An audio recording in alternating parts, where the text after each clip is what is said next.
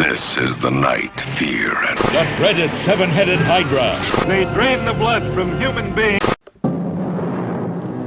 I have been hurt by others, and I will hurt them. I will make them suffer like I have suffered. The words of a sadist, one of the most disruptive elements in human society. To have complete mastery over another, to make him a helpless object, to humiliate him, to enslave, to inflict moral insanity on the innocent. That is his objective, his twisted pleasure.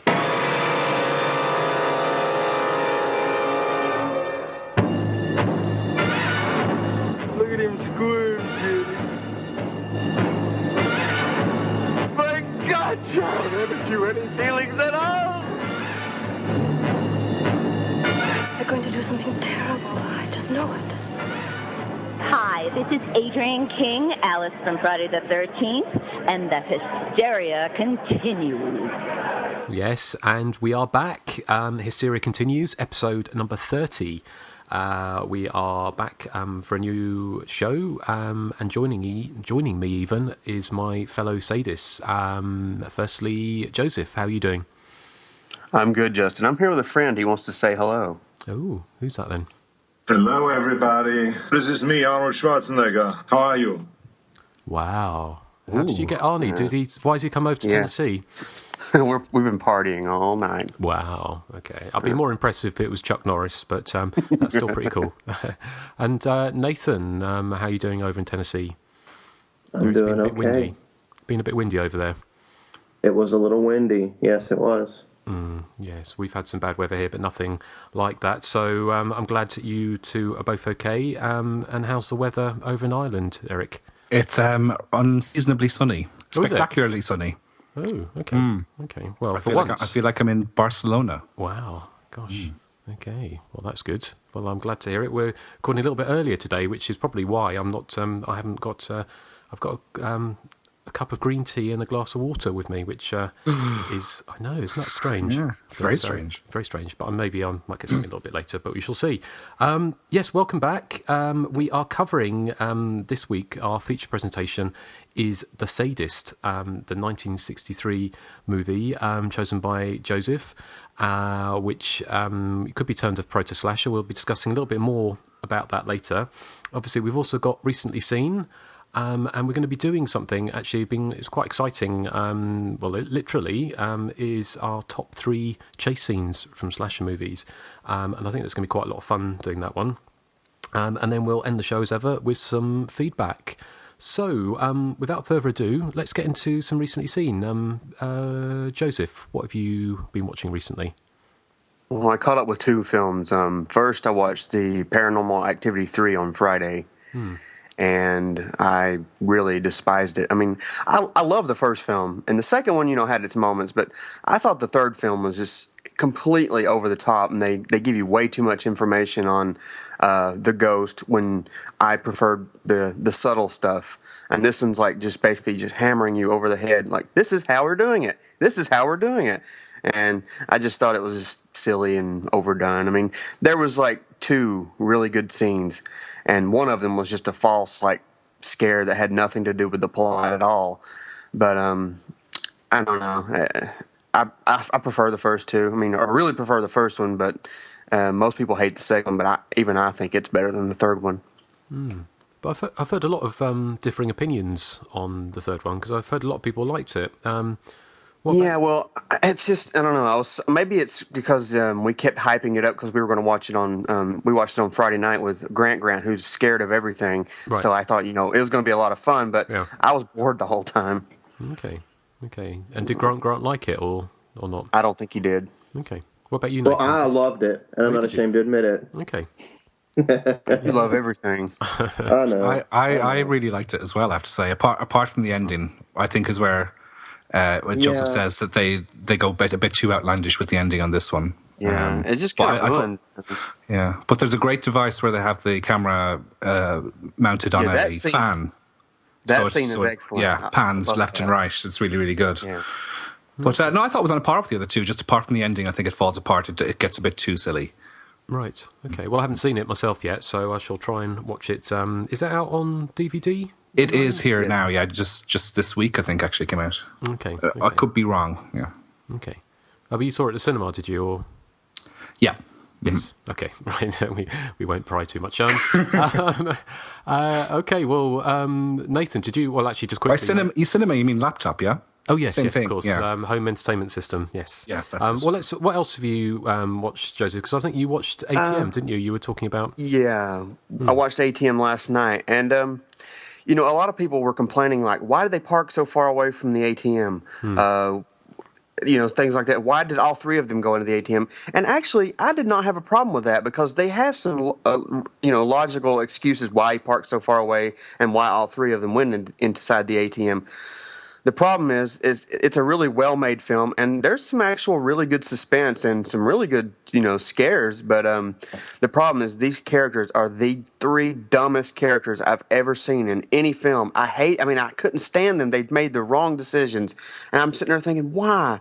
You have so many opportunities to get away. You have so many opportunities to turn this in your favor, and you don't do it. And you sit there and, you act like a bunch of little children. You're like, huh? What? Huh?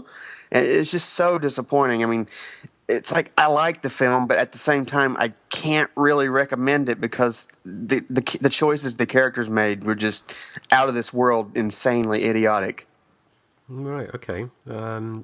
Interesting. It's a shame, isn't it, when that happens, if it does affect you being able to enjoy a movie. Nathan, I presume did you watch it at the same time? Yes, I actually warned Joe in advance that these three characters are absolute morons. I mean, it really, I don't know, there's so much this movie had going for it, I've been in that situation before, like I've used an ATM late at night and kind of gotten, a little spooked. I think that's a really good idea for a movie. But the problem I have is, sorry, I got cats in here driving me crazy. Get! You're in here clawing stuff. Wow, he just said get. He put Southerners back another 10 years. I know. No, please. We're so far back in the Stone Ages, I can't put us back any further. But now we really are after the tornadoes. But anyway, go ahead. Oh, but anyway, the characters are, the suspense should have been better than it was because the characters are so stupid. I kind of did not care anymore. I was actually thought that the killer was doing the world a favor by getting rid of these incredibly obnoxious people. They're not even obnoxious. I don't mean it that way. The incredibly stupid people, because they're actually fairly likable until all this starts going down. But I don't know, like you got a killer outside that's going to, that's planning on killing all three of you, and you're sitting in there arguing about like little petty stuff. I don't know. Every decision they made got on my nerves, and they could have. There were so many chances that all three of them could have just got out of that situation very easily.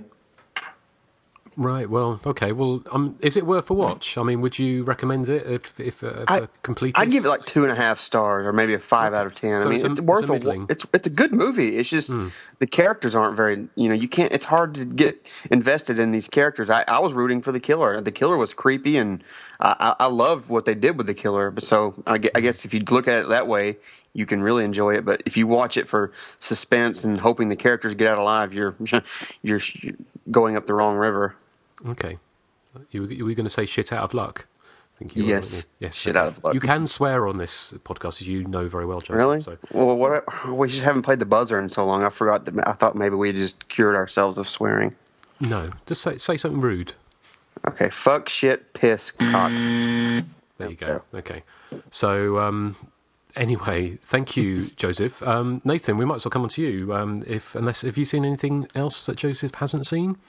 First, I want to say that the things that Joseph just said that you had to buzz him for, I can't say those words out loud because I don't use bad language. Not even... He's the Jason Priestley of the podcast. Yes. Are those pussy willows, Nathan? Dried ones. Aren't they lovely? They're very nice. So have you been... What did you just say? So have you been watching any other movies, Nathan, apart from collecting Fabergé eggs? Oh, no. All I've done lately is collect Franklin Mint and watch ATM. And, I mean, I watch the same ones Joseph has, so yeah. I don't really have anything new to say. So nothing to add to your previous thoughts?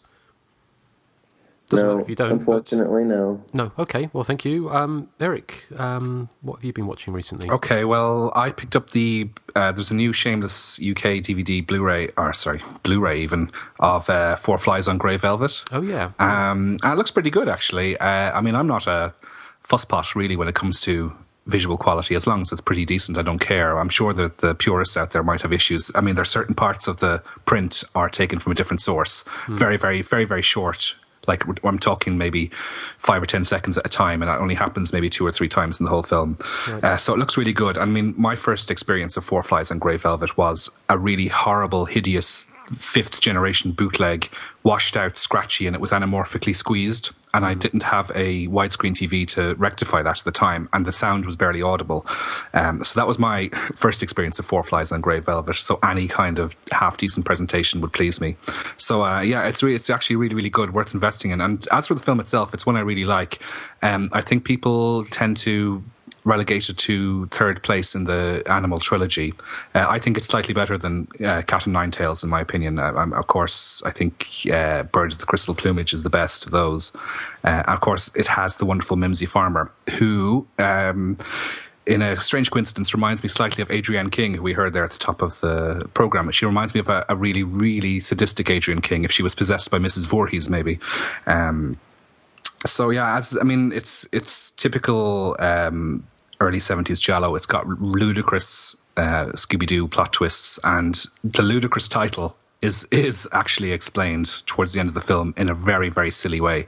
But I mean, the rest of the film is pretty standard giallo stuff. But it's really good. It's got Michael Brandon, who we would remember, Justin, from Dempsey and Makepeace. That was his cop, as a jazz musician, and the husband of Mimsy Farmer, who is being stalked by somebody who have photographed him accidentally killing somebody in a rundown theatre. So it's a bit silly from the start and gets even sillier towards the end. And once they explain what Four Flies on Grey Velvet means, I mean, it's a bit daft. And it also ends in one of the most fantastic slow motion sequences ever committed to celluloid. And there's actually a great extra on the Blu-ray. It's a big interview with Luigi Cozzi. Is that how you pronounce his surname? I think so, yes. He worked in some capacity on Four Flies, and he explains in great detail why there's kind of a visual flaw with the slow motion sequence at the end, and how it has been slightly rectified, not fully rectified, for this Blu-ray release. But yeah, it was really good. Excellent. Okay, well, I'll have to pick it up. How much did you pay for it? Sorry? How much did you pay for the disc? I got it as a birthday gift, so I don't know. Okay. Oh, yes. Right. Right. Well, I'll have to pick that up. I'm pretty sure it's a standard sort of £15 purchase. Yeah. So, no, I think so. Yeah. I think so. So okay. Well, no, I haven't seen that one for a long time. It was owned by Paramount, isn't it? I think in the States, and so it's been for some reason they've just never thought it worthwhile releasing it over there. So maybe this will actually. I don't know if it has been released in the States, but yeah. Well, yeah, we look forward to watching it. You've been watching anything else? Yeah, the other one I've watched recently is another Italian film. This is the flip side. This is really ludicrous. It's Patrick Still Lives. It was the semi-sequel to the Australian supernatural thriller Patrick. I don't know if you've seen this one. Is this the one with the poker up the minge? It is indeed the one with the poker up the minge. It's a sequel in name only. It follows another character called Patrick, who's the victim of a hit and run and falls into a coma. And then from his hospital bed, he telekinetically manipulates people and objects around him. It's a long time since I've seen the original Patrick, so I can't really compare it to that. But what it reminded me a lot of was Uli Lommel's The Boogeyman, because what you have is very ludicrous scenes of inanimate objects coming to life, as you say, a poker up the minge. And that happens to a poor actress called Mariangela Giordano. And she probably thought her career couldn't get any worse than having her knocker bitten off by her son in Burial Ground, but it does in Patrick Still Lives. And for that scene alone, it's highly recommended. Well, she also gets has her leg hacked off nude, doesn't she? In Giallo Venezia. I still haven't seen that. Oh, haven't yeah. you? Oh, that's particularly a nasty little Giallo. That was not the nastiest, but it's certainly she gets her leg kind of cut off while she's. Well, that's probably the lesser of three evils, possibly. I suppose. Yes, yeah. But. I saw it a long time ago because I think it got released in the States, didn't it? And there's two versions. It did. I think it was what are they called? Media Blasters released it. Yeah, that's the version I was watching. Yeah, okay. Shriek Show. That's it. That's right. Okay. Yeah. Well, and I think they're actually remaking Patrick because it's an Australian, wasn't it? It was Susan Halligan and I can't remember the guy in it, but that was one of my favourites from when I was a kid growing up. Not, but it's one of the ones I remember seeing in the early 80s on BBC. I'd like to see a Hollywood remake of Patrick Still Lives with Jennifer Aniston and Will Ferrell or something. That would be interesting. Yes, I wonder what they would do with the Poker Minge yes. Does it come out her mouth as well, doesn't it? Does it go It does, yeah. Yes. So it's, well, have you two seen that movie? I've seen Patrick. We've been debating watching Patrick on Friday nights with Grant because we think it might scare him, but it's been forever since I've seen it. I've never seen the sequel or semi-sequel, as it were. Yeah, I mean, it's not very much. What's this poker up the minge bit? I mean, it sounds so nasty. Well, I mean, if you like films like Zombie Creeping Flesh or whatever that was called in the States, Hell of the Living Dead, that type of vibe it has. Just ludicrous early 80s Italian gore silliness. It's a flying poker, isn't it? It's not. It is, yeah. It's just manipulated telekinetically, so it just like levitates itself and goes for it. So it's a bit like in Carrie, isn't it, when Sissy Spacek sends those kind of knives at Pippa Laurie, except it takes it to the next extreme. Yes. So. Yes. Yes. Well. Anyway, enough of Minge. Anything else that's been catch your fancy? I actually, when I was listening to your last podcast, the one that brilliantly ends with the Toya song, they're my favourite 3 minutes of the podcast ever, I must say. I think it was it was Nathan. You were mentioning an actress called Colleen Camp, was it? Uh-huh. Yeah, I was watching, believe it or not, Police Academy 4 on the television. And Citizens on Patrol. That's the one. She crops up in it. But also what really surprised me was Brian Backer is in it as well, who is, of course, Alfred from The Burning. And in this one, he plays a skateboarder, which is quite a departure. He doesn't make a very convincing skateboarder, I have to say. But no, he's not. Yeah. But that's all I've been watching, really. That's not a very convincing movie. No, it's not, they're not convincing as human beings in it, are they? No, they're not. I love the Police Academy movies, though. They're so outlandish. I grew up convinced that Bobcat Goldthwait had a speech impediment. I was convinced that was his real voice. No, he sounds nothing like that when he talks normally. So I discovered, yes. Yeah. Wow. No, thank you. He's actually a really talented director and writer. Oh, is he? Yeah, you should see some of his movies, like World's Greatest Dad. Yeah, that's a great movie. Oh, that sounds like something that would star Bill Cosby and go straight to video. No, it's got Robin Williams. It's a dark comedy. Oh, it's got Robin Williams. Yeah, but it's not your typical Robin Williams movie, though. Okay, it is. He's playing completely a different, kind of character, not his usual goofy, annoying characters. Check that out sometime. You'll like it. Okay, cool. Right. Well. And also, just you mentioned Adrienne King, and we've chatted to Adrienne for an upcoming podcast, which might be coming up quite shortly. So Saturday Night Fever. Yes, that's the movie we'll be Saturday Night Fever. Yeah, well, she does discuss Saturday Night Fever in that, and Dancing with John Travolta, as well as a little slasher movie she starred in 1980. So, which one was that? I forget now. It's Saturday the 14th. Oh, that might be it. Yeah. Yeah. Sorry, it's hailing outside. I don't know if you can hear the wind. I can, yeah. I can hear it. Yeah, gosh. Yeah, wow. That's a strong mic you got there. Or that's some strong wind. What is that noise? Oh, that's me just shutting the window properly. So before I blow off. So just going on to what I've been watching recently, just very quickly. I watched The Innkeepers the other night after you recommended it on one of the last show or the show before. and I really liked it. I thought it was really, really good. So I was pretty good, isn't it? Yeah. I was a bit unconvinced for the first third of the movie. I was thinking, where's this going to go? And I thought it was going to be, achingly hip, kind of, slacker kind of thing. Although it's not obviously achingly hip to be slacker thing, but I kind of got the impression. I don't know if you thought with it that it was actually set in the 90s, although it wasn't explicitly so.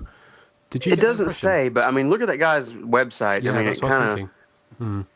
Because it seemed to be very much playing in that whole kind of slacker 90s kind of slacker kind of vibe of a lot of those kind of movies, with was it not Love Bites? What's the all those kind of reality bites, that kind of thing, all those kind of annoying slackers, which are kind of updating of the annoying people in films like St Elmo's Fire and stuff like that.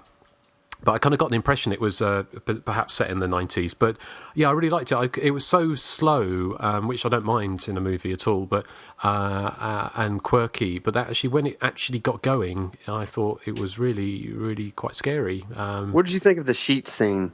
Yeah, that was great. Yeah, that was great. I mean, I did it, and also it didn't explain. Obviously, not going to give any spoilers because I'm sure a lot of people haven't seen it yet. But it didn't explain everything, did it? I mean, it by the end of the movie, it was it left a lot of things unanswered. But it's very vague. Very vague. But yeah, I enjoyed it. You've not seen it, Erik, have you? No, not yet. But I was a big fan of House of the Devil, so I am looking forward to seeing it. Yeah, yeah. It's one of those. It's just kind of a film that kind of lulls you into full sense of security, I kind of guess, because it's this kind of really slightly bumbling but two very bored and jaded hotel workers on the last weekend before the hotel shuts down, and they're kind of ghost hunting, but in a very lethargic kind of way. And I just think it was the way it changes gears, in the last third of the movie, I thought was really, really good. So, but yeah, that was The Innkeepers. On a slightly cheesier note, or very much cheesier, was two other movies. Watched Dawn of the Mummy again last night. Love it. Yay. Which, again, has got my favourite trash aesthetic, of which I've mentioned many times, of like models versus monsters. And it's got the most unlikely premise you could imagine of an army of undead mummies coming back and an undead pharaoh coming back. But basically sort of started by...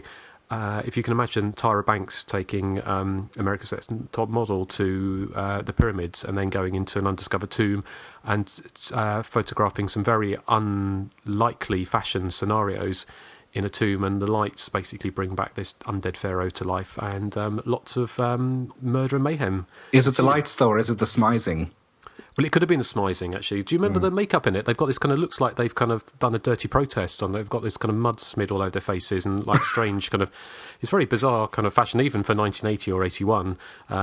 But yeah, it was really good fun. And of course, it's got that great scene where they pull back a curtain and there's supposed to be a bride waiting for everyone to, to start the party celebrations in a town, and she's lying on a table spread-eagled while ghouls around her eating her entrails, which is obviously ripped off from Zombie Flesh Eaters. But and then all hell breaks loose and they all run around screaming with their hands in the air, and it's I mean, I can see a lot of people would really hate Dawn of the Mummy because it is not very well made movie in some ways. But it's got a great trash aesthetic, and it's a bit, similar in tone to films like Horror of the Zombies with the models on the boat, or Blood Tracks with the kind of models and backing singers up in the snowy wastes of Norway or wherever it is.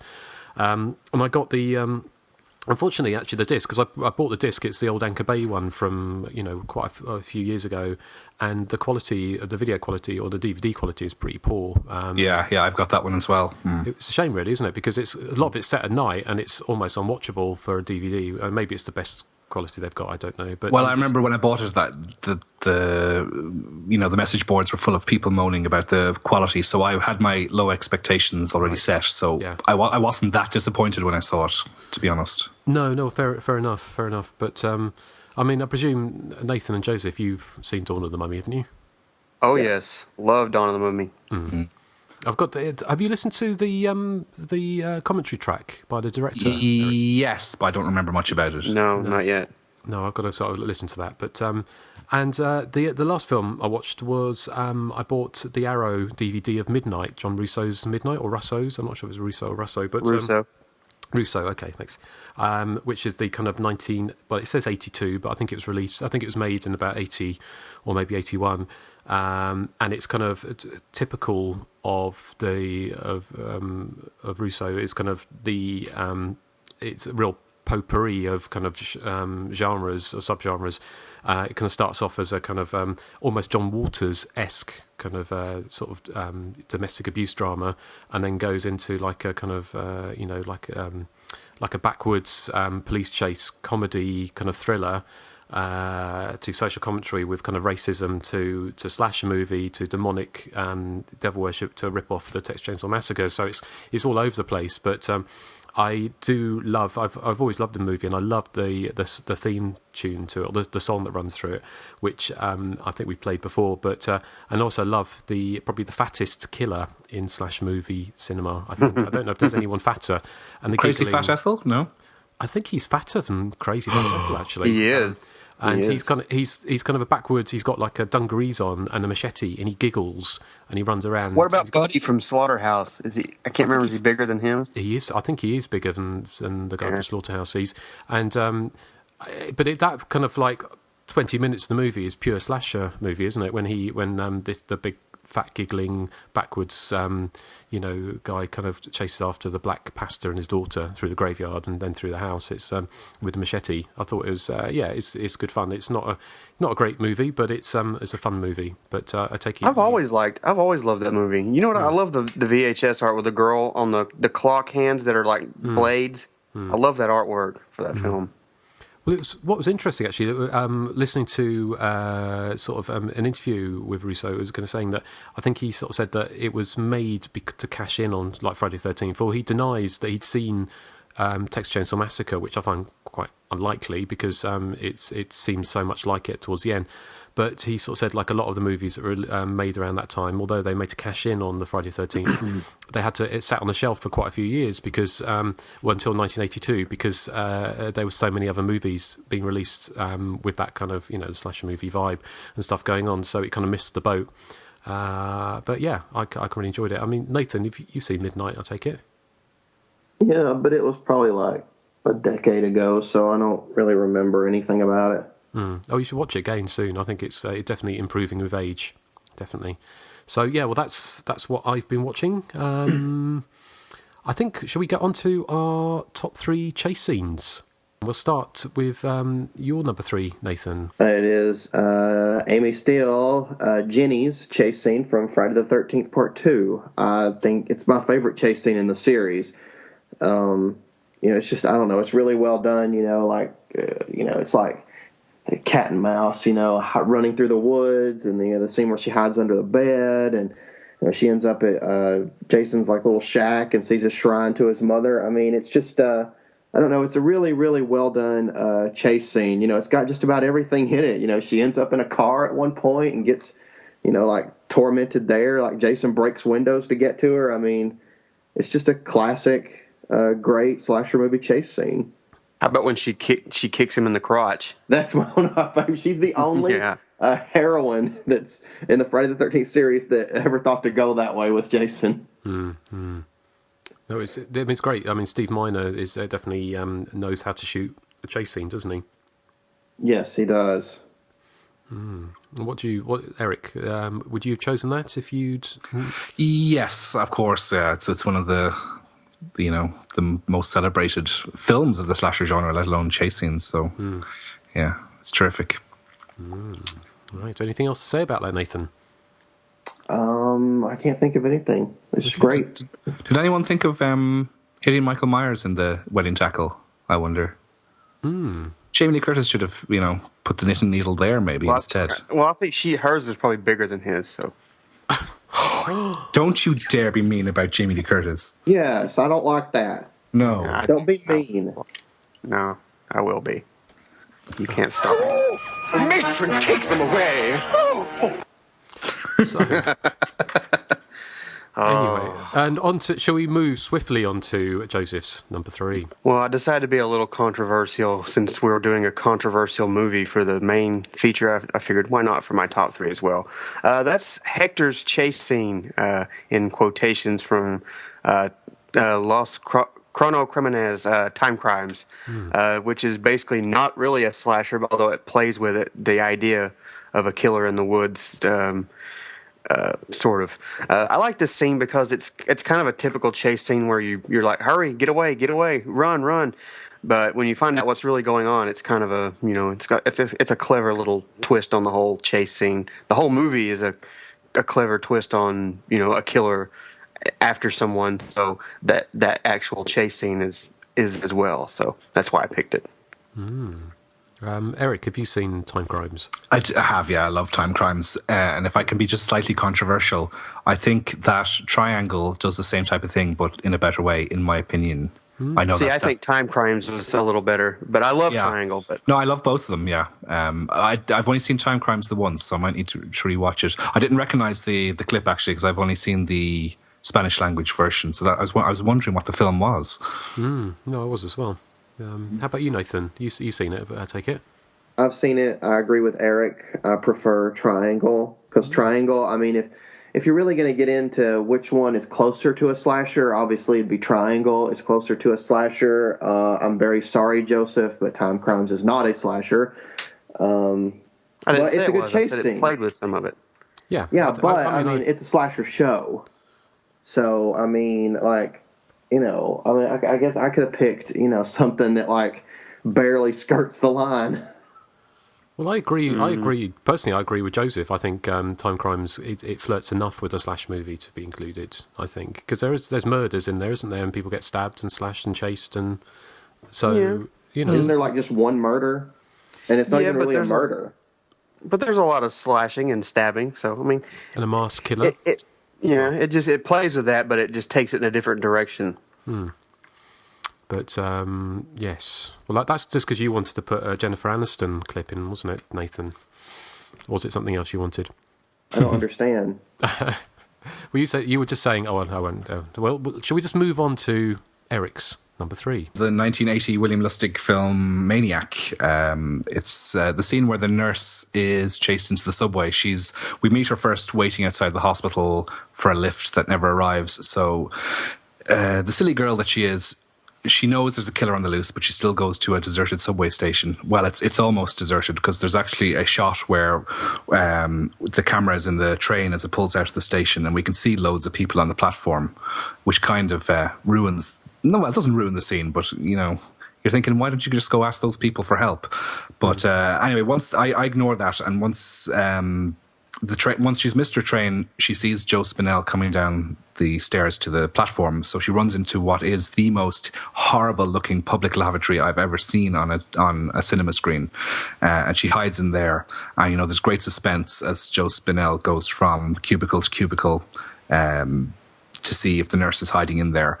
And needless to say, the scene doesn't end well for the poor nurse. And there's huge suspense, I think. It's not the greatest film in the world. I'm the first to admit that. I do like it. I think there's many great scenes in it, and this is one.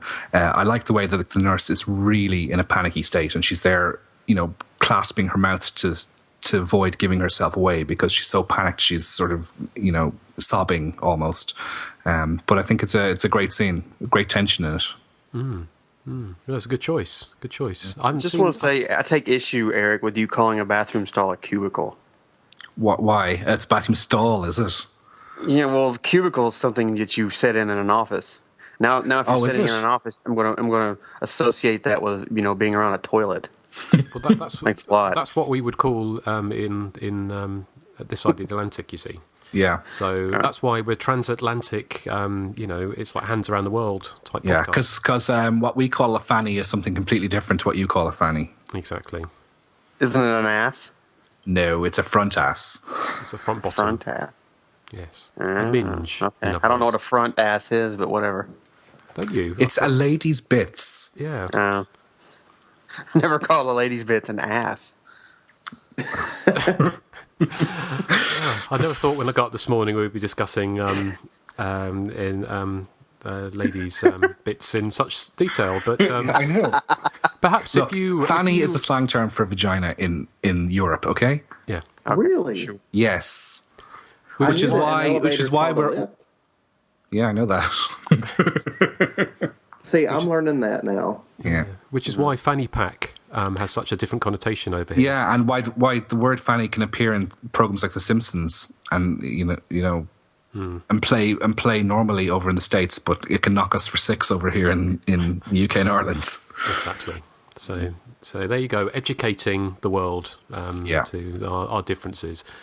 So, but back to Maniac. Nathan, I presume it's a film you know and love, or not? I do love it, and I actually think that's a really, really good choice because that scene used to really creep me out when I was a little kid. I think Eric's right. Like, the actress does an excellent job at portraying like somebody who probably really would be, that panicked in a situation like that. Although, I did think she should have just listened to her friend and accepted the ride because her friend offered to give her a ride home. So she probably should have done that with them being, with there being a killer on the loose. Yes. Fair enough. Joseph, Maniac, what are your thoughts? I like Maniac. I maybe a little overrated, but that chase scene is actually really good. Yeah. I haven't seen it for a long, long time, actually, and I did order the Blue Underground Blu-ray, which unfortunately I ordered it from Movie Horror Empire, which I know a lot of people have ordered for their Blue Underground sale, and I ordered it back before Christmas, and I haven't received it yet, so maybe I'll see it, maybe I won't, but we'll leave that for another show. But I watched that clip again, and it's a great chase scene. A good choice, Erik. Thank you. Thank you. And here's my number 3. It is Eaten Alive. It was the reason I chose it is actually because I hadn't seen. I think on the last show I said I'd seen it for the first time, and that really stood out to me. The kind of unpredictable nature of Toby Hooper and him shooting a scene where a little girl is chased by a psychotic killer with a scythe, and you don't see that every day. I do. Do you? Yeah. You happens all the time. Yeah, but yeah, it's just kind of very, you just don't see it very often. It's not something that most filmmakers would go and do, and it just goes on and on for ages and ages. And the little girl was I can't remember her name, but she played Lindsay Wallace in the original Halloween. So she went on to do that. Kyle something Richards. Kylie Minogue. Kyle Richards, is it? Or Kim Richards, their sisters. Yeah, well, she was. It's just got a really good bad taste scene, really, and I just kind of thought that was it was just like a fun little pick for my number 3, especially as I was the last to get to choose, so I was a little bit limited. So, but I'm sticking with that one. So that was my number 3. But we know what comes next, don't we? Oh yes. Terror Train. I almost forgot. Terror Train. Jamie Lee Curtis's big chase scene because I think it's my favorite chase scene that she's had in her slasher movies. I really liked like the train is such a claustrophobic space, and I love the scene where she finally locks herself in that little like caged room area, and he's kind of like tormenting her outside that room. It's a really, really, really good scene. And plus, I'll always give Jamie Lee Curtis props because of the scene where he's got her by the throat and he's making her slide down and her head hits that, lever on that door. And that looked real. And she just kept going. So what a trooper she was. Wasn't it? Was it? Did I read that it was real? And it was kind of, she just, the pro that she is, she's carried on. See, I told you she had a lot professional. of balls. You stop it, Joseph. I know. See, I don't even like hearing her referred to as Horsehead. It's horse I don't like that either. Who says that? Whatever. Who says I don't like that either. No. Oh, go Mr. have Palmer smack says TV. it. You're just jealous, Joseph, because you couldn't look as good in a leotard as she does in Perfect. Oh, go drink some Activia. Time out. Okay. Back to Nathan. Anything else you want to say about the lovely Jamie Lee Curtis being chased by Kenny? She's very lovely. Joseph's boyfriend. Yes. Exactly. Yes, he is. Yeah, well, yes. Well, maybe you'll tell us that story one day, Joseph. I already did. We made sweet love all night. There you go. We're the ultimate starfuckers, aren't we? Yeah. Anyway. Yeah, it was a good choice, Nathan. It's a great scene in a kind of, good movie, which is one of the ones that divides fans. But I agree. I think A Train is a fantastic setting, and it's been used. Completely different film. I saw Cassandra Crossing the other day, like on a 70s horror disaster kick, 70s disaster movie kick, and it reminded me of Terror Train only in the fact that it was on a train. But it would be really interesting to see if they actually do a proper remake of Terror Train at some point, rather than that awful Train which came out, which was literally what should have been called Trainwreck, perhaps. But how about you, Joseph and Eric? Have you got anything you wanted to add? I just wanted to say that the scene where she locks herself into that cage reminded me of, there's a similar scene in the My Bloody Valentine remake where your friend, what's his name, Jensen Ackles, locks himself into a cage to hide from the killer. I'm wondering if it was inspired by Terror Train, but I love Terror Train. It's a film that took a while to grow on me because I didn't really appreciate it that much when I saw it first, but it's one I do love now. I prefer it to Prom Night, I have to say. It's coming out on Blu-ray isn't it? Fairly soon, I think. Is it? Yeah. I think I've heard rumours that it's going to be out on Blu-ray in the not too distant future. Excellent. Or maybe I'm not meant to say that. I can't remember where I heard it from. So anyway, that it might be coming out or might not be. We shall see. But Joseph, I won't ask you anymore because you'll just be rude about Jamie Lee Curtis. But what we will do... No. I actually do like Jamie Lee Curtis, and I do like Terror Train, and I do like Nathan's Pick, so there. Okay. Oh, well, there you go. Well, one big happy family again. Yeah. And here's your... Well... The ice skating scene from Curtains featuring our good friend Leslie Donaldson. I just think the idea of being chased on ice skates on a big ice skating pond it's really clever. And that hat, it's got the killer in the hag mask, which is already creepy enough. And you're basically having to, it's not like running where you can just propel yourself from like shock on your feet. You're having to push yourself on the skates and kind of gain momentum, so it's harder to get away. And then that thing with that big scythe just slowly getting closer and closer until it just like whacks at you. It's just, I don't know, I've always liked that scene. It's a really effective scene. And that it is, yeah. No, it's a great scene, isn't it? In another movie that divides opinion. But no, it's a brilliant scene. What about Nathan? We've spoken about this before, but I know you're a big fan, aren't you? Yes, I'm a huge fan of Curtains in that scene. I love the fact that, like she's found this doll in the snow and you see the killer behind her, like in slow motion, like, skating towards her, but, she doesn't know the killer's there, and that just kind of adds to the effectiveness, that she doesn't know until she finally turns around and the killer's getting closer. I thought the way they shot that scene is really, really well done. That music is excellent too. I love that music. Oh, yes. Yeah, it's great, isn't it? And Eric, what are your thoughts? Yeah, I especially love the use of slow motion when it's used properly. I think it can be really, really creepy. Another example would be Tombs of the Blind Dead. The Blind Dead series in general uses slow motion in a really effective way. That's like that chase scene is really quite eerie, which is something that slasher films generally aren't. They can be suspenseful and tense and that, but generally they aren't eerie. But in that case, I think it is. The mask and the slow motion all sort of, it creates quite a scary scene. Do you think we could, you could do a slasher movie on ice? Like they have, all the bit on ice and stuff like that. With Corey Feldman. Yes. Who has recently appeared on Dancing on Ice in the UK. Yeah. You could do like Friday the 13th on ice or something, couldn't you? Yeah. Careers on thin ice. Look, you've been mean about Jamie Lee Curtis. Now you've been mean about Corey Feldman. I know how low can he go? You're turning into Justin. What do you mean? I've been because you're always mean to me about Toya, and now now I'm getting it from like Joseph as well. I'm just mean to them. You're not just like the mean girls. Is what you are. You're bullying me and Nathan just because we're the young, sexy ones. Bullying you. Yeah, we'll not stand for this bullying. Yes. God, before it descends into any more delusional behaviour and madness, let's go on to Eric's number 2, and actually a little clip of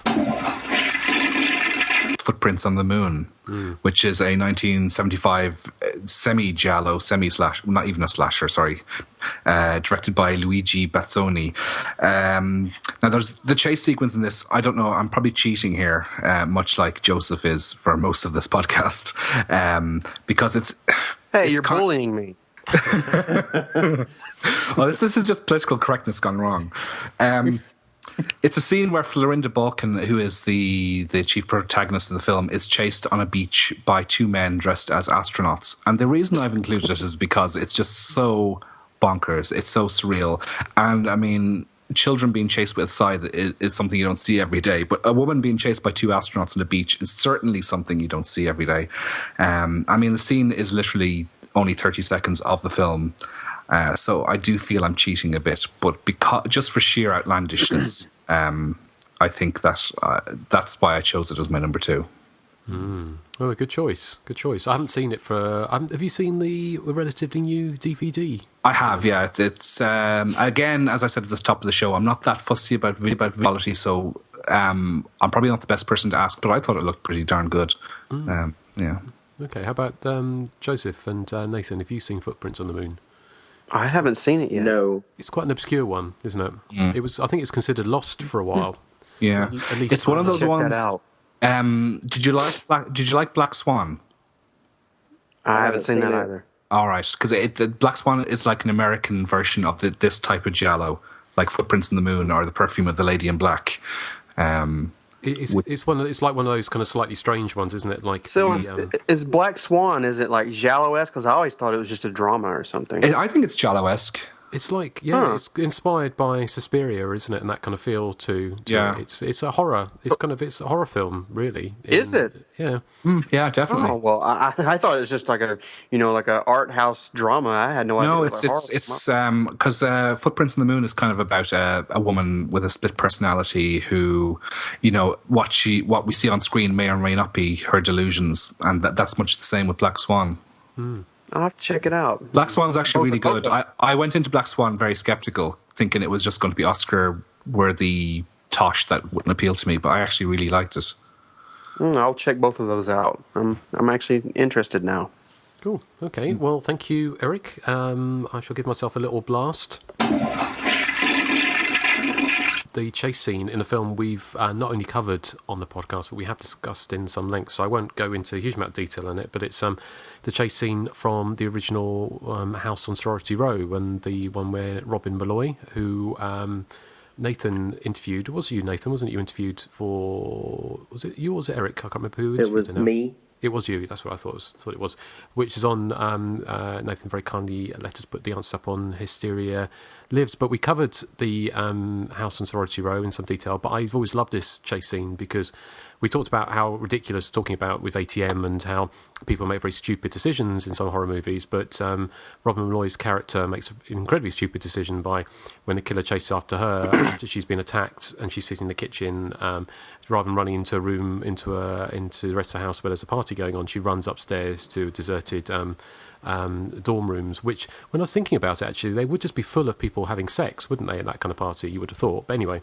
and she's being chased by the killer and she falls on the floor, which you do see happen in quite a lot of slasher movies, but it's the way she falls on the floor and her knife goes spinning out in front of her and she just looks like somebody who is actually running for their life, and it's ably the soundtrack is very underrated, I think, but I think the soundtrack for House on Sorority Row is excellent, and as you heard a little bit of it there, it really ramps up the tension during the chase scene, which is relatively short, but obviously ends in possibly the film's most famous or infamous moment where Robin Malloy has her head cut off and popped in a toilet bowl. So yeah, well, that's my number 2. Anything you wanted to add, guys?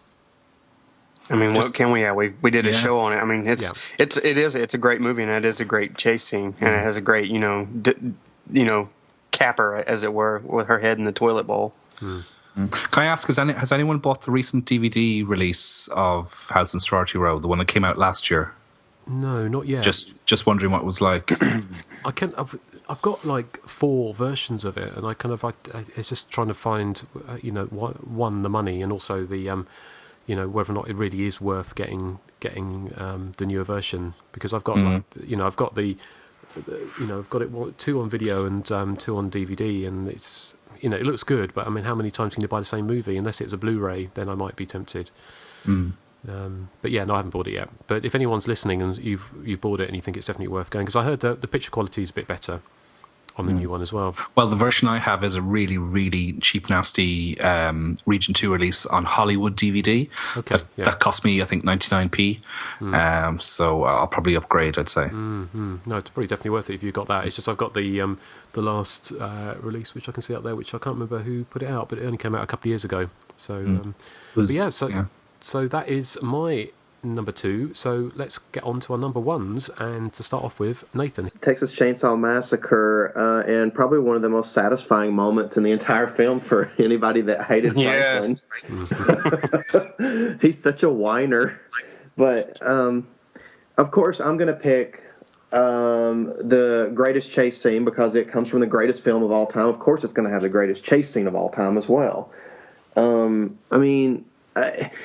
That's another chase scene where they just go all over the place. Like, she, like, runs, outdoors, and she ends up in the house and sees, like, the grandparents and the skeletons. And, I love the scene where, she just jumps through a window. I mean, that's some survival instinct that Sally has in Texas Chainsaw, because when faced between Leatherface and the window on the second story, she just jumps right through the window.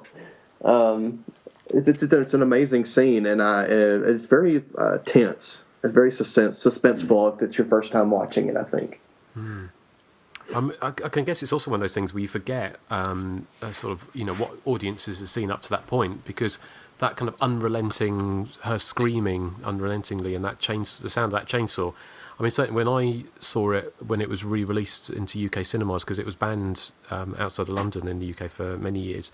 But when they did a re-release, a lot of people saw it as a black comedy, which it is a kind of black comedy in some ways. But when the chainsaw started, some people did get up and go. I don't know what they expected going to see Texas Chainsaw Massacre, but sometimes that was just enough to get people to really freak people out. And certainly back in 1974 or whenever, then that must have been really grating for people and really kind of new and kind of raw, I kind of guess.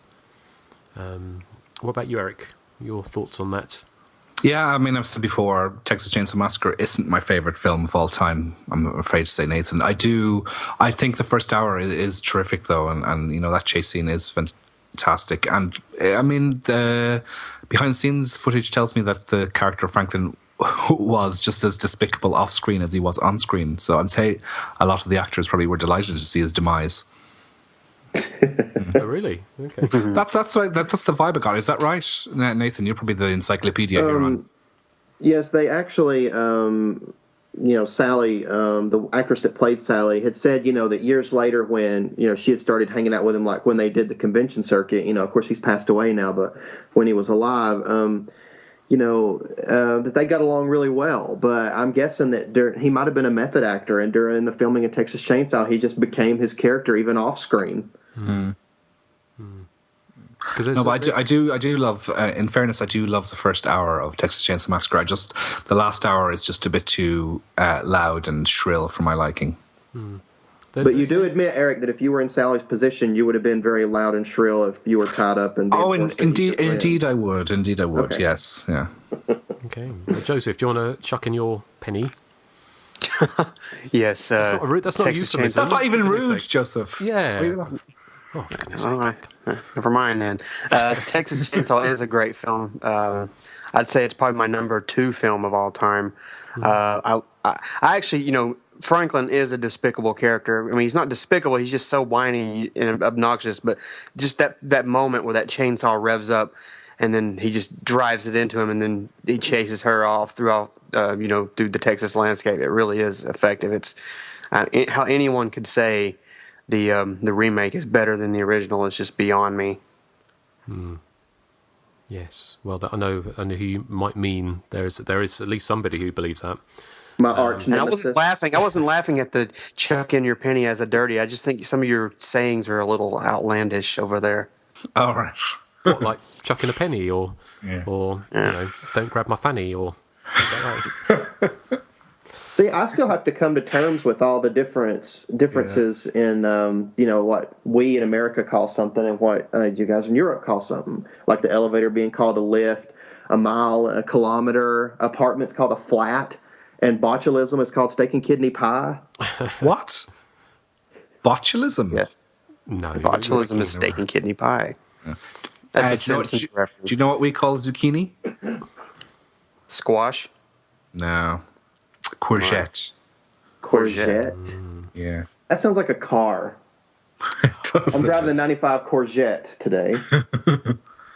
And you know what we call Erik? I'd rather drive a courgette than eat it, to be honest. You know what we call Erik? Erik. Erik. And you don't even want to know what a fanny fart is over here. Oh.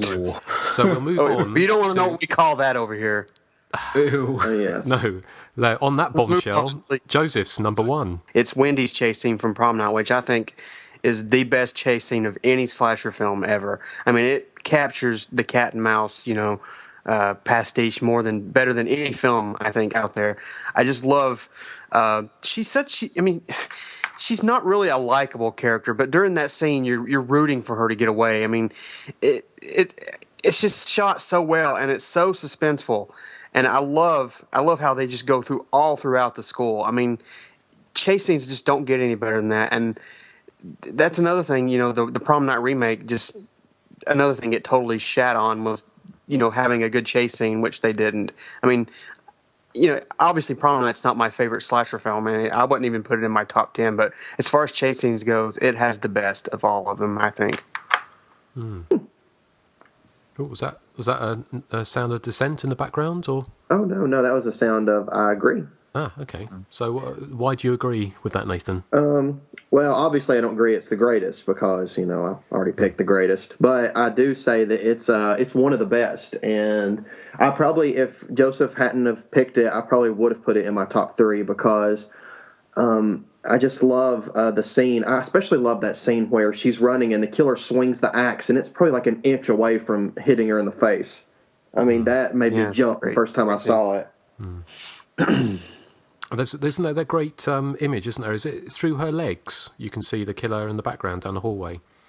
She's standing there, and it kind of shows through. But it'd be great to get a decent Blu-ray release of Prom Night because I don't think there's been a particularly good DVD release of it, is there? I mean, I've got Paul Lynch's films are so dark, but the Humongous print was lightened up a bit. I'd like to see that done to Prom Night. Yeah, definitely. So well, hopefully that'll happen one day. What do you reckon, Erik? Yeah, I mean, I've said before about Prom Night. I think the high school hijinks stuff is brilliant, but I think the horror stuff is merely mediocre, I'm afraid. No, I still love Prom Night because it's got the wonderful Jamie Lee Curtis in it. And I do agree that the character of Wendy, despite being unlikable, she's incredibly watchable. And every time she's on screen, it's really, really fantastic. And I think that chase scene is the best horror sequence the second best horror sequence in the film. I think the catwalk sequence at the very end is the best. But, I mean, a lot of the other killings in it, I think, are really tame and very lacking in suspense or thrills in any way. Okay, well, thank you, guys. Well, I shall move neatly on to Erik's number one. My number one is from the original 1984 Nightmare on Elm Street, and that was the Freddy Tina chase sequence, which comes quite early in the film. In fact, it's the first kill in the entire series. What I like about it is the way that it builds very slowly to a crescendo. It starts out quite eerie with Tina hearing somebody throwing pebbles at her bedroom window. She goes out to investigate and sees this shadowy figure coming out down the alleyway. His arms elongated in what is, looking back, rather a naff special effect, but still strangely unsettling. And then he chases her. He appears mid-chase from behind this sort of really narrow tree and chops off his fingers just to prove how evil he is. Then he catches up with her. There's a struggle. She rips his face off to reveal a skull underneath. And then we cut back to the bedroom to see what's happening, as she's dreaming. And we see the cuts appearing on her chest. And she's dragged around the ceiling in probably one of the most famous slasher kill sequences of all time. I just think it's really, really effective. And I imagine, I know, Justin, you were saying on the last podcast, the mini-sode, that you saw this one in the cinema. I'd say that probably got a great reaction because it's the first kill in the film. And it's Freddy, by the time part 3 rolled around, Freddy was a pantomime villain, and part 3 was the first one I saw in the cinema. And, he was very much a jokester, and there was absolutely no threat really to him. But I imagine if you'd seen Nightmare on Elm Street 1, first, this would have been quite a really effective sequence, because he was really, really quite evil and scary. And I just think that chase sequence is terrific. And Nightmare on Elm Street would certainly be one of my favourite slasher films of all time. Yeah, no, it's a great pick. How did it go down? Can you remember how that scene went down in the cinema when you saw it? I don't remember, actually. I mean, what I do remember is, as I discussed before, is people hitting their heads when Freddy jumped out. But I remember everyone being really into it. Yeah, because I imagine it's a very different experience watching the first Nightmare on Elm Street without knowing anything about the sequels or anything about the Freddy, phenomena. I'd say it was quite interesting, and I say it was a much scarier film. Well, it's Freddy's kind of in the first film. He's ghoulish, isn't he? And that's that the humour is actually jet black, isn't it? And it's kind of not. It's kind of played. It's half played for laughs, but more really played for scares. I kind of guess in some ways, isn't it? Because it's not actually designed. It just kind of, because it obviously all wrapped up in his.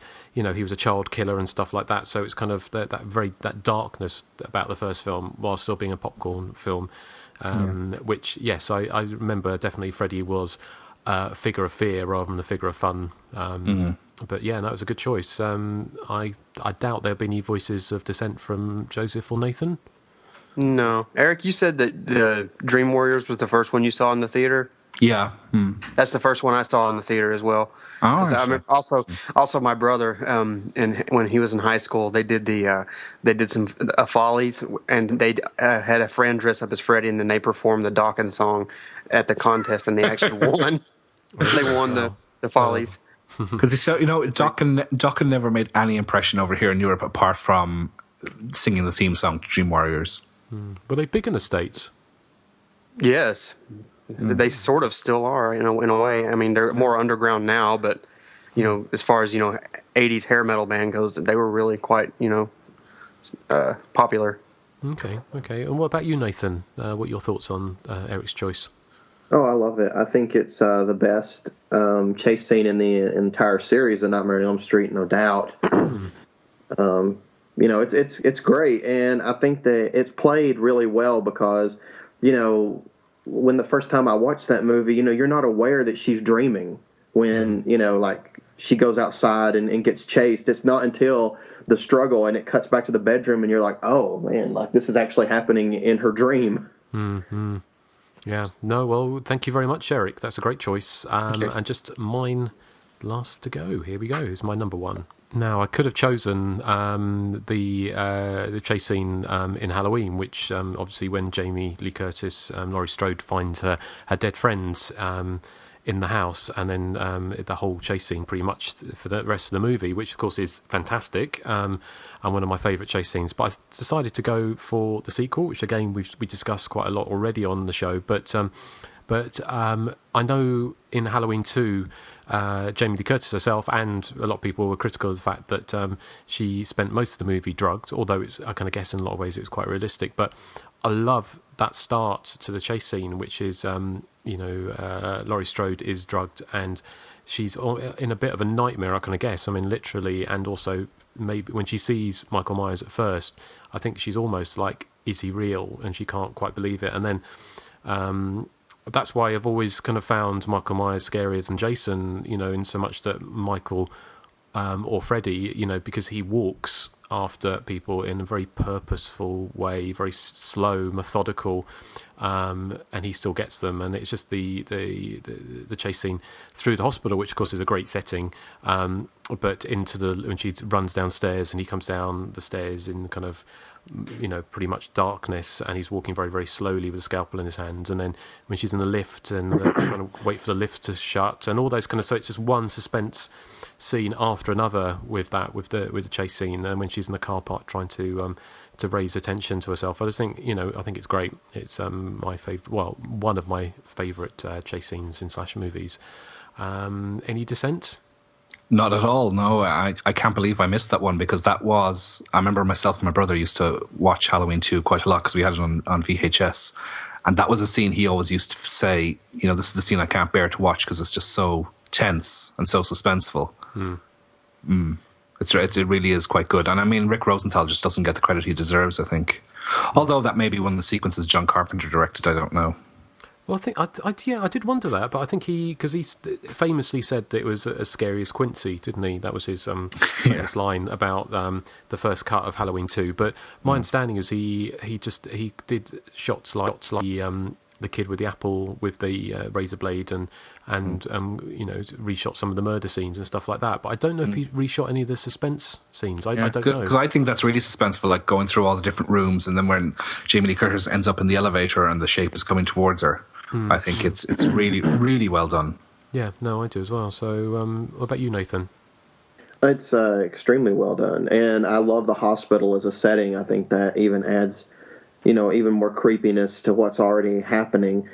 And I'm like you, I love the way the chase scene starts, and I love that music. Like, as soon as that music kicks in, I mean, I dare say that I like it better than the music to the original Halloween. I would agree, Nathan, actually. I prefer the electronic score to Halloween 2, yeah. Yeah. It's because you're a Rick Wakeman person. No, I'm not. I don't know who that is. I was talking to Erik. I'm a Howard Jones and Nick Kershaw. Hey, I love Howard Jones. Yeah. So, yes. I do, too. I like that music more in the second one than I do in the first one. I like the synth and electronic vibe to it. Yeah. What do you think, Justin? Do you agree, or...? Yeah, I do really like it. I mean, I love the sounds in the music in the original, but I think it changes it up enough without completely ruining it. I mean, it's a bit like in the Friday the 13th films where they do slight change throughout, don't they? And of course, you've got the fantastic disco theme in the third one, which is very cheesy but great fun. So yeah, no, it's a perfect accompaniment. I don't know, did John Carpenter rescore it, or did someone else do that for the sequel? It was John Carpenter in association with Alan Howarth did the scores for Halloween 2 and 3. Right. And then Alan Howarth went solo for Halloween 4 onwards. I just wonder if that means that Alan Howarth just took the music and redid it or changed it about, because they often say that, there isn't a huge difference really. It's just that it's done on synthesizers rather than acoustic instruments. I think is the only difference. Yeah. Okay. Well, excellent. Well, thank you guys for your top 3 chase scenes. Hope you enjoyed them if you're listening at home or wherever you're listening. And why don't you let us know what your top 3 chase scenes are? Joseph, have you got the contact details for the show? Of course. You can send us an email. It's the.hysteria.continues@gmail.com. We are on Facebook, facebook.com/thehysteriacontinues. We're on Twitter, twitter.com/THC_podcast. You can send us a voicemail. It's 858-233-9281. And a lot of us post on my site, The Body Count Continues, which is the-bodycount-continues.com. Sign up and voice your worthless opinion. Well, or your worthwhile opinion, if you ignore... your wonderful opinion, I'm sorry. Yeah, Joseph's just being a little bit... I'm in a foul mood today. You're being so bitchy. Shut your bitchy mouth. Exactly. Well, actually, funnily enough, I don't know if we want to do it this week or next time, but Nathan, you had an idea of actually going through some of our favourite podcast moments. I can't remember if we discussed where we can do that, or should we save that for the next show? Toya in the last 3 minutes of the last podcast. Okay. See, Eric's already got his. Yeah. Well, what was yours, Nathan?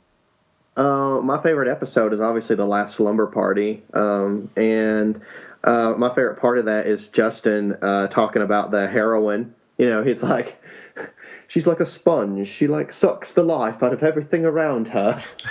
It's like she's literally a plank walking. Oh, the accent was brilliant. I won't try to do a Tennessee accent because I'm not very good at accents. I'll practice it. But Justin, you had my favorite moment. You should be flattered. I am flattered. Thank you, Nathan. And what about you, Joseph? Well, I really haven't thought much about it, but now that I'm thinking back, there's a couple of moments. One was when Erik picked, what was it, Bloody Moon as his dialogue. The dialogue clips, yeah. Yes, and just the laugh it got out of me after it was played. I want you to melt in my arms and all that stuff. And another one was when Justin was bitching about the April Fool's Day remake, and he's talking about the girl. She's like, "You ruined my debutante coming out ball." Yes, another Justin. Are you flattered by these impressions, Justin? Oh, they're wonderful. Yes. Yeah. Well, no. It's darling, I'm Justin, ain't I? That's my impression. Wow. Jesus Christ! That's very butch. Well, not Australian, you know. But anyway. Well, just very quickly, my favourite one was when Dana Kimmel phoned into the show, obviously. Oh, yeah. That was nice of her, yeah. It was nice of her, yes. So, no, thank you for that, Eric. But we should have a think about any more. And, of course, if you've got favourite moments from the show, because I know Jake Helgren said he enjoyed the bitchy mouth bit when Eric was a little bit tipsy. Do you remember that? What bit? Well, maybe you can't remember. There've been so many times, obviously. But when I told you to calling you an alcoholic, Eric. Yeah. Justin is calling you an alcoholic. I know. I am sat here with a green tea and a bottle of water. I think you should know. That's because you were probably out last night drinking. No, I wasn't actually. No, it's because it's only like 3 o'clock there. It's not really drinking time. It's 3:30. It's always drinking time. But before we go around and punch each other in the fanny, we should maybe move on to the. Do we have fannies? Sorry, we do in America. Yeah. Yes. In America, you have fannies, but in Europe, we don't have fannies. No. Exactly. I know. It's not very fair, is it? But okay. Well, on that bombshell, shall we move on to our feature presentation? No, you still haven't explained to me what Jake was referring to. Oh yes, no, that was it. Sorry, Jake. No, he said on the Body Count Continues forums that one of his favourite moments was when we were having an argument, like we obviously do quite often, and he said he insinuated in the nicest possible way, Eric, that you might have had a couple of drinks, and we were having some argument. That, yeah. Sorry, yeah, and I shouted, "Shut your bitchy mouth," which of course is a line from Superstition, of course. And, but I can't remember what it was about now. But maybe if we can do it. I'm sure it was about Toya and Susie. It may be. It must have been. We've actually been quite quiet on that. And obviously, my peace offering from the last show was But Toya is playing in your hometown on April the 18th, I think. I know. And sadly, you're washing your hair, you said. Yeah, it's a shame I'm washing my hair that day. That's a pity. Otherwise, I would go, but it's in a diary, so I can't change plans, I'm afraid. Yeah. I might go and picket it, maybe. See, this is why I complain about being bullied. Oh, you love it. You do get bullied a lot, Eric. I know I do. But I don't think I've ever bullied. It's only wonder I spend all night cutting myself. You need to learn karate. Yeah, that's it. Karate, I'm sorry. Karate. Ralph Macchio. Yeah, then I'll show you. Eric, but eating chunky Kit Kats and cutting yourself is not the same thing. You do understand that, don't you? Sorry? Eating chunky Kit Kats and cutting yourself is not the same thing. Oh, is it not? No. All right. So, but I think we are being. I don't know why we're just having a little game here and there, and we were getting on so well. But which is probably why we should go on to the trailer for this week's presentation, and Joseph will come in afterwards. A human volcano of unpredictable terror, rejected by society, twisted with mental anguish, tortured by complexes. Man or monster, sane or insane, but driven to shock and kill. A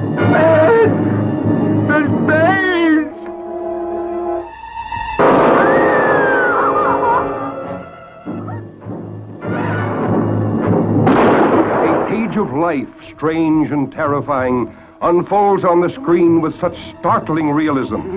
Come on, maybe the gun's empty. Come on, mister, I'm giving you a chance.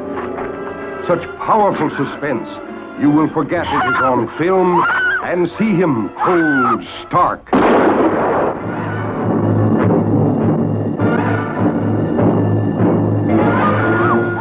Inflicting pain, seizing revenge. Eat the dirt, taste it. Giving only of his own driving passion to torment and twist the innocent, subject them to animal misery, and kill.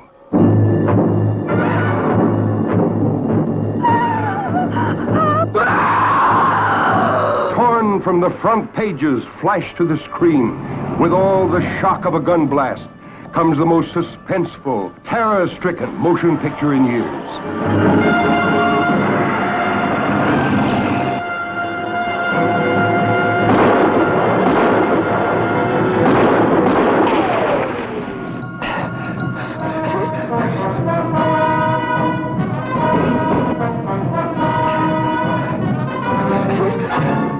Three high school teachers, Ed, Doris, and Carl, are driving through Southern California on their way to a Dodgers game in Los Angeles.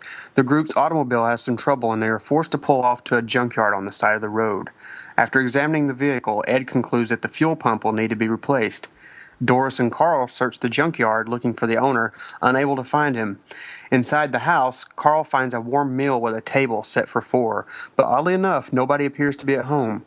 The three realize this is a very peculiar and start to seriously worry about their situation. At this point, Charlie Tibbs and his girlfriend Judy show up. Charlie and Judy have spent the past several days heading west from Arizona, leaving a trail of corpses behind them. Law enforcement is on the hunt for them, but Charlie has managed to stay a step ahead by changing vehicles frequently and then killing the people who offer their help. Charlie demands that Ed finish repairing the car and informs him that he and Judy will be stealing it and taking off when Ed is done. Charlie threatens that if the three don't cooperate, it'll be the end of them. The Sadist is a film I first saw nearly a decade ago, knowing very little about it, but I was more than pleasantly surprised at what an effective vehicle of suspense it turned out to be. The cinematography by William Zsigmond is out of this world and captures the despair of the junkyard amazingly, I think. More so, the writer-director James Landis manages to wring suspense out of the most peculiar objects like a fuel pump or a Coca-Cola bottle, and none more so than the star, Arch Hall Jr., who turns in an amazing performance as the rockabilly giggling psycho. Hall was, up until this point, kind of a poster boy for the clean-cut B-movie American hero, but it's in the role of Tibbs that he does his best work. Sneering, chuckling, and relentlessly tormenting the trio of school teachers without fear of reciprocity and with no concern about human emotion whatsoever. Furthermore, for a 1963 film, The Sadist is quite brutal and violent and certainly way ahead of its time. Not so much focusing on the actual act of violence, but kind of winding up the gears to the eventual kill switch. If it's a slasher or not, no. Maybe a proto-slasher. I mean, it has so much in common, people in an isolated setting getting picked off one by one. So, that's one of the reasons why I picked it. An outright slasher? No, it's not. But I do have more to say about it. But I think for now, I'll turn it over to Erik. Okay, well, I'm actually quite delighted that you chose this film, because if we can shoehorn The Sadist into the slasher genre, then that means my next two picks are going to be Xanadu and Dirty Dancing, which I am more than delighted. I'm more than delighted to do. To me, The Sadist isn't even a horror film. It's not a slasher. It's not a proto-slasher. It's a hostage drama. I mean, thematically, it's kind of similar, I suppose, to certain elements of something like Last House on the Left, without being, nearly as graphic. We're talking 1963 here, so it's a bit tamer.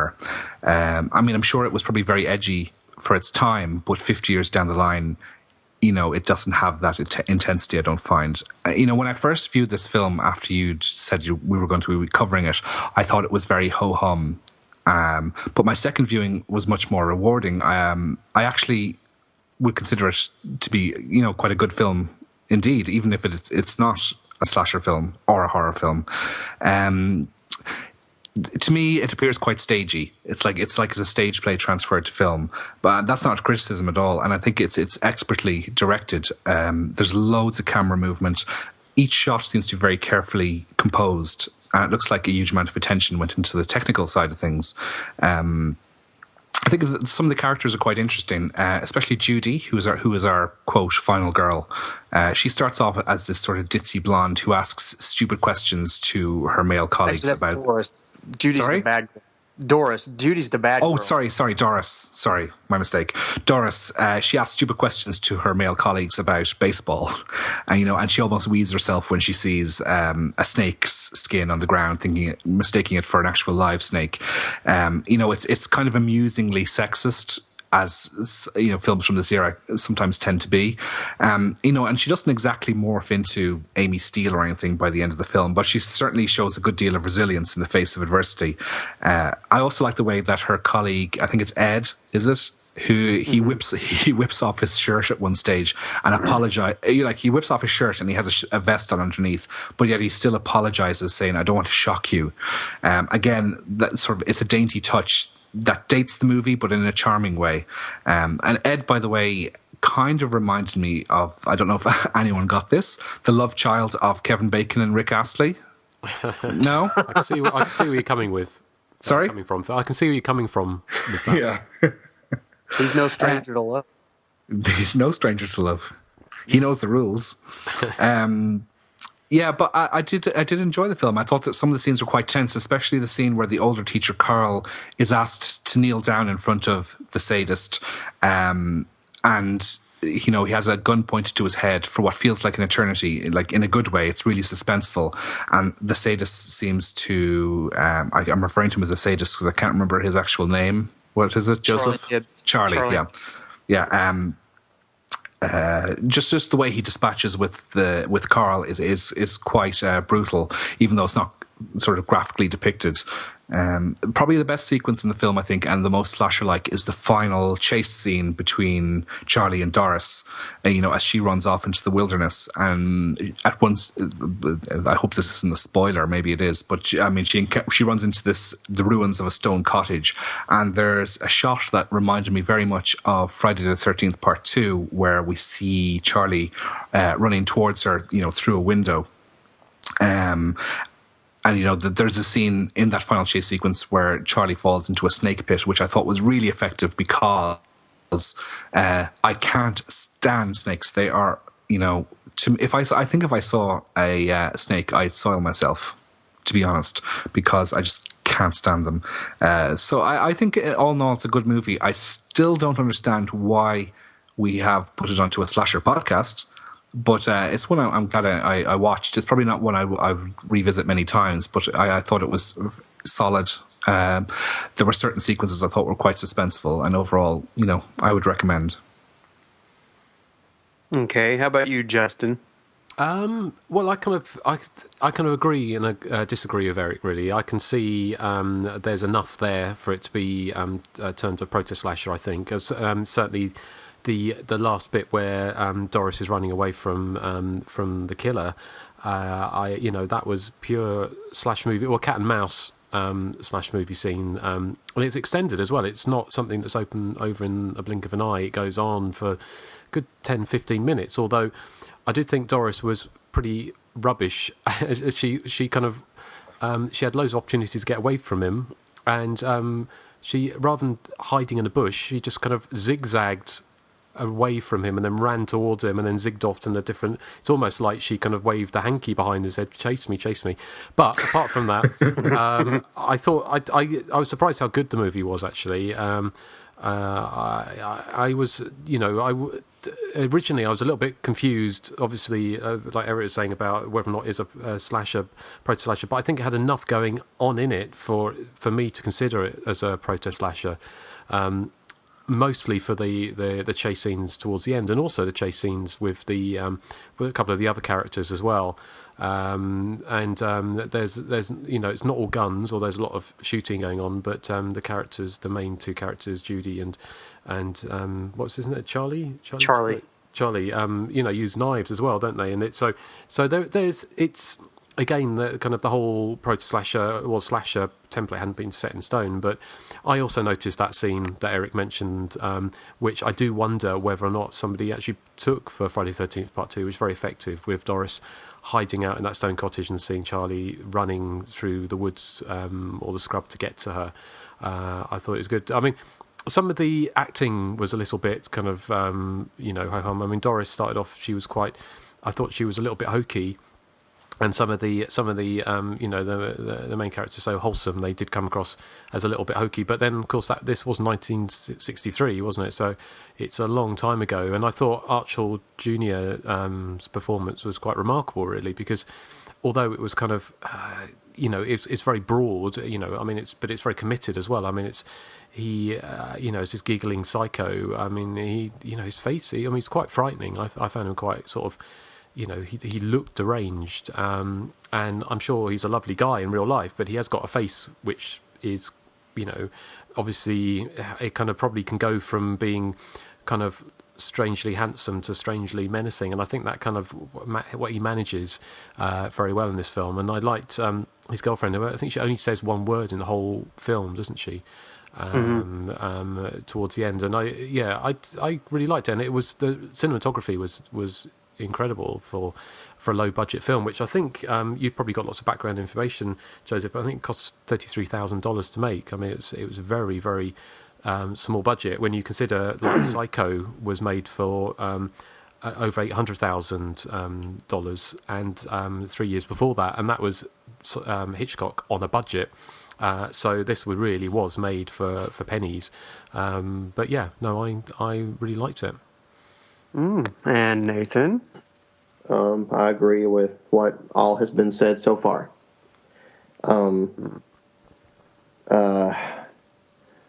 I liked the Coke bottle scene. It was suspenseful. I liked the characters, and I liked the junkyard as a setting. Unfortunately, there's not really much I can add because I just agree with everything that y'all said already.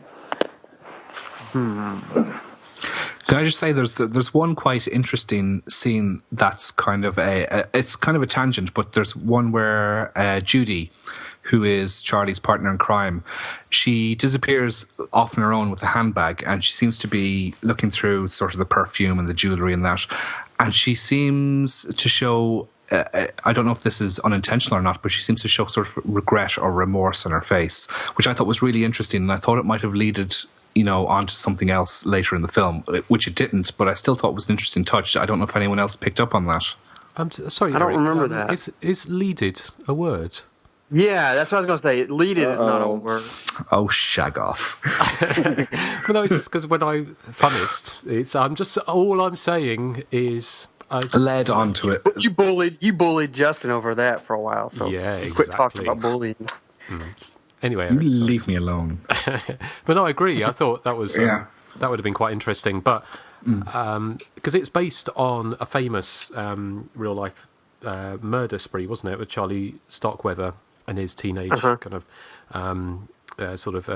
teenage girlfriend, wasn't it? And so I mean, you might have some more to say about that, Joseph. But I mean, the only thing I was going to mention, sorry, very quickly, just is which just struck me as quite absurd, was the how bad a shot Charlie was. He's fired his gun probably about 30 or 40 times in this movie. He's a terrible shot, except for wasn't he? That scene. Yeah. Except for the Coke bottle scene, he's pretty much a terrible shot. Yeah.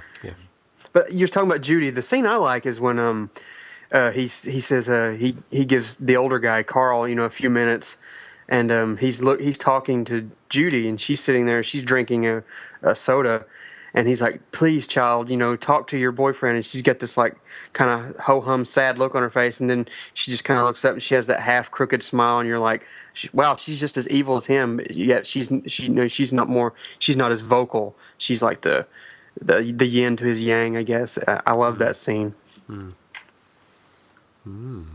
Is there anything else you want to say about it, Joseph? Before we maybe I got a lot of background info, but another thing, I did interview Arch Hall, and it was actually a really great interview. We talked for like almost an hour.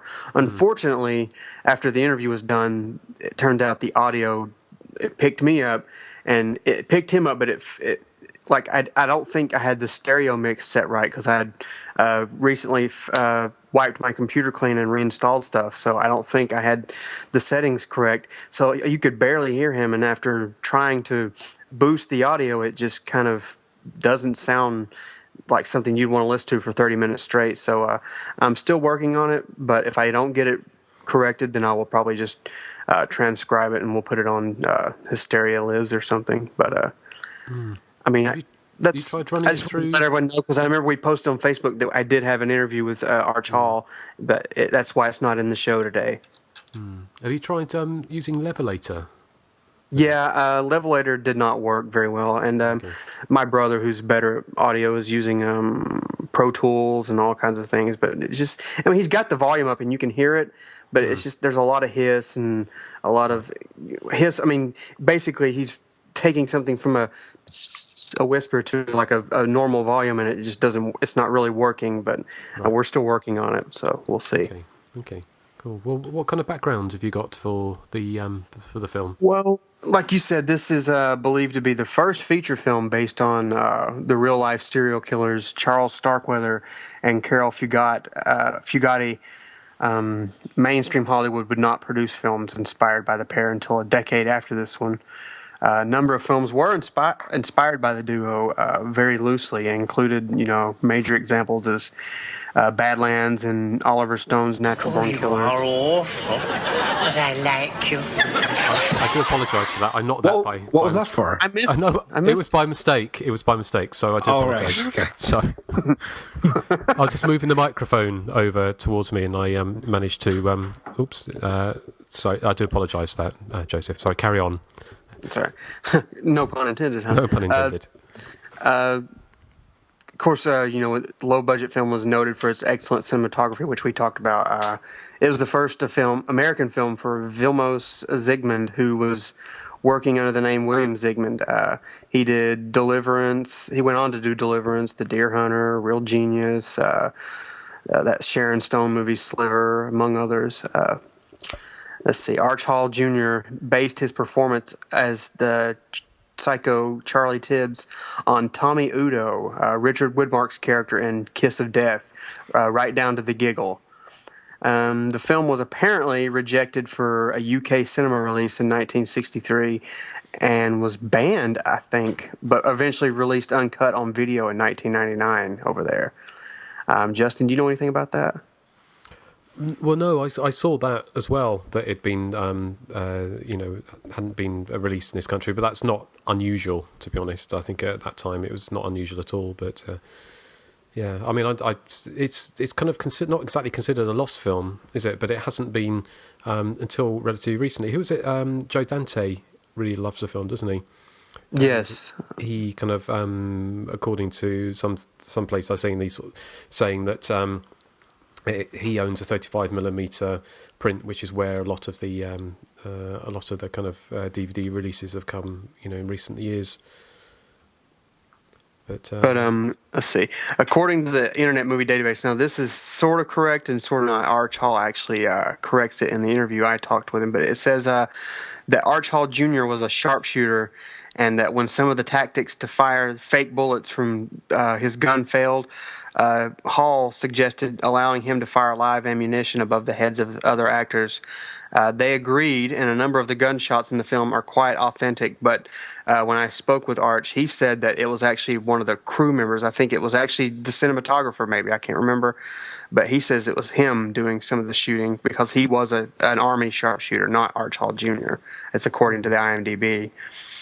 Let's see. The film was originally going to be released on a double feature with Ray Dennis Steckler's The Incredibly Strange Creatures Who Stopped Living and Became Mixed Up Zombies, also from 1963. But Steckler withdrew his film because he felt the Sadist was receiving preferential treatment on the double bill. Arch Hall Jr. would later say he felt it was a poor pairing for a double feature anyway. And a much more graphic image of Don Russell being shot in the head was planned, but the special effect for the scene failed to look convincing, so they went with a different shot, which is what you see in the film. And then the two motor cops that Arch Hall confronts in the middle of the film, they were actually off-duty Los Angeles Police Department officers who had their own bikes, and they mostly did funerals and VIP escorts. And that's all I have. Do you have anything, Eric, Justin, Nathan? No. I have nothing, in the words of the late Whitney Houston. Ooh. Too soon? Too soon? Too soon. Yeah. Too soon. How about you, Nathan, if you've got anything? Well, I know that Arch Hall Jr. and Marilyn Manning, who plays Judy in this movie, also played a couple in EGA. And if you want to see what her acting is like with lines, then you need to watch EGA, because then you'll see, what she's like when she actually has lines to say. And is she any good in that? I haven't seen EGA. Well, I mean, I can't say that she or Arch Hall are very, it's not that they're not good. It's just the movie is so over the top and cheesy and campy. I mean, it'd be hard to give a good performance in that movie anyway. No, fair enough. I mean, I was just going to say, I just looked up EGA on the Internet Movie Database, and it was directed by Arch Hall Sr. Uh-huh. Yes. He also acts in it. Does he? One thing I did forget. Go ahead. I was just going to say, also acting in it is Ray Dennis Steckler, director of The Incredibly Strange Zombies, or whatever it's called. Yeah, and Richard Kiel into a swimming pool. Richard Kiel, who played Jaws in the Bond films. Oh yes, yeah. Okay. One thing I did forget, the girl who plays Doris, that is actually Arch Hall Jr.'s cousin in real life, or she actually passed away not too long ago. Well, I saw the one bit of trivia I've got is that Helen Hovey, who plays Doris, which she was discovered in a church play by Nicholas Merriweather.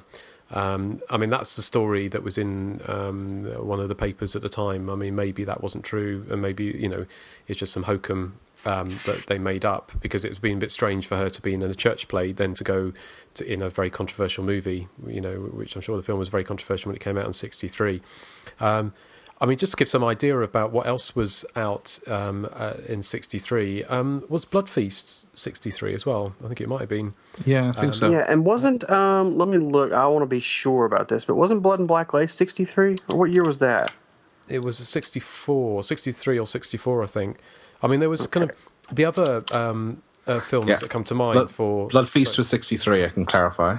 Okay, great. There's Violent Midnight as well, which is 1963, which has even more kind of proto-slasher leanings, with kind of murders happening around a girls' school. And also Francis Ford Coppola's debut, which is set in Ireland, of course, Dementia 13, which has got axe murders happening at a castle for a reading of a will, I think.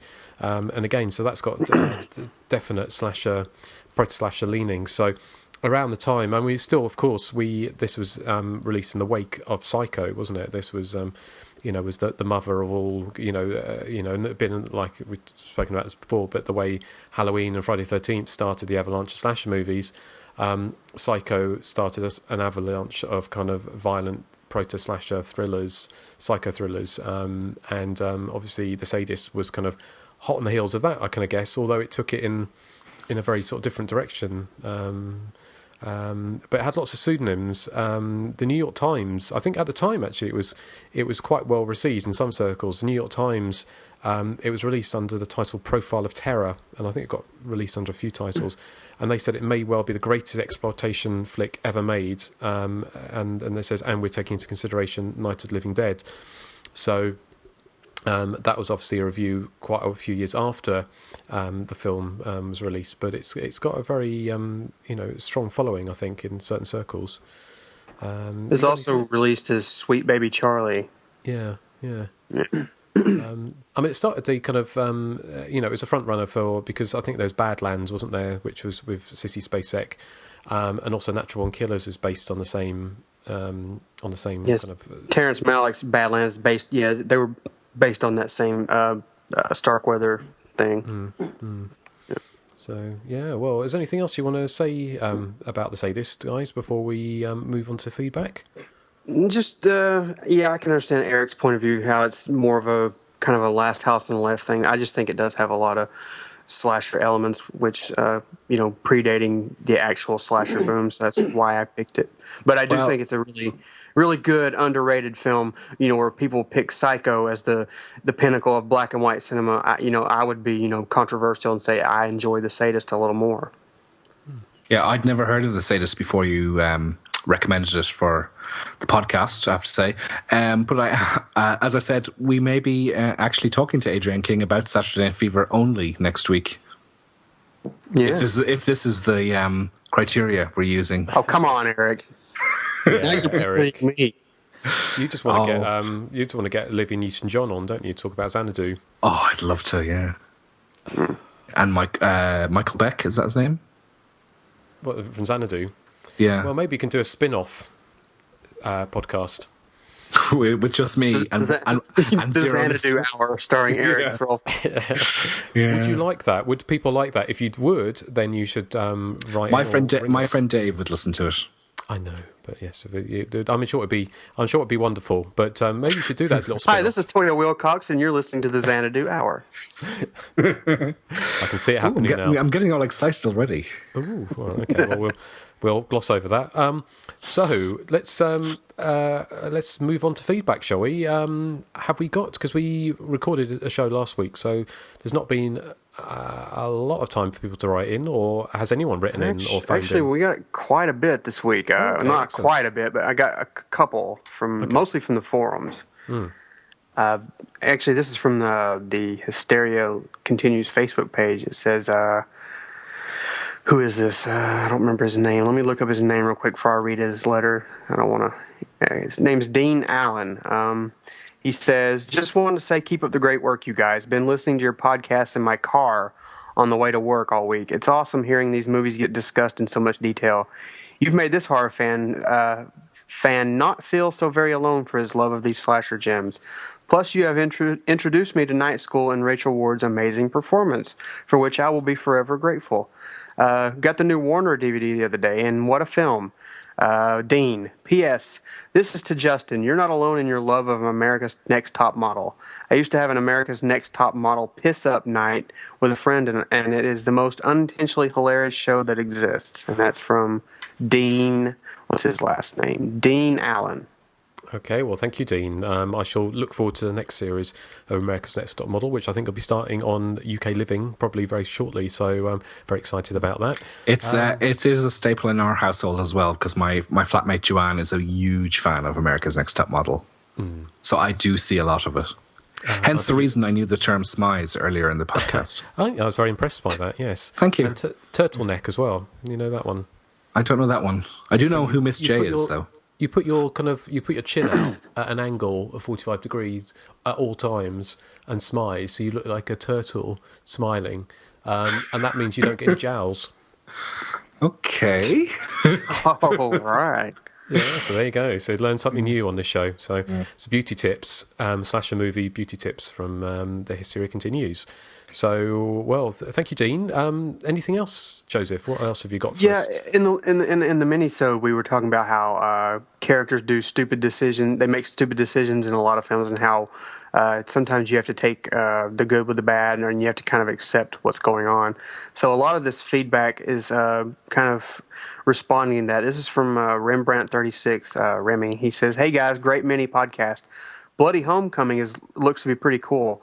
I do have to disagree with something that the three of you talked about. While movies have their own realities, the closer they strive towards real-life situations, the stupider bad decisions by dumb characters will look. Whodunit slashers and backwoods slashers suffer the most when this happens, as the suspension of disbelief is not as great. So when something is brought up like ATM's parking situation, it's fucking cold out. Why do they park so far away from the ATM? Although that is explained in the film, is a very valid question. Not all of us want to watch people in cat and mouse scenarios when their own incredible stupidity got them there in the first place. What makes a good slasher is good people in bad situations despite their best intentions. This is what's called good writing." Rembrandt36.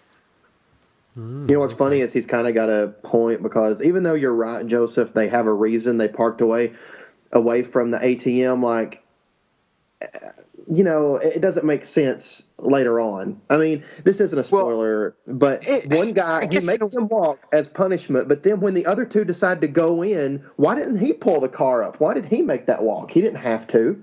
It doesn't make any sense. I guess at that point, I mean, this is sort of a mini spoiler. Yeah, he makes the guy walk because he's pissed at him. And yeah, he could have pulled the car up, but at that point, I mean, I don't think, you know, they were expecting to go into an ATM and have some guy in a parka, you know, getting ready to mug them or kill them.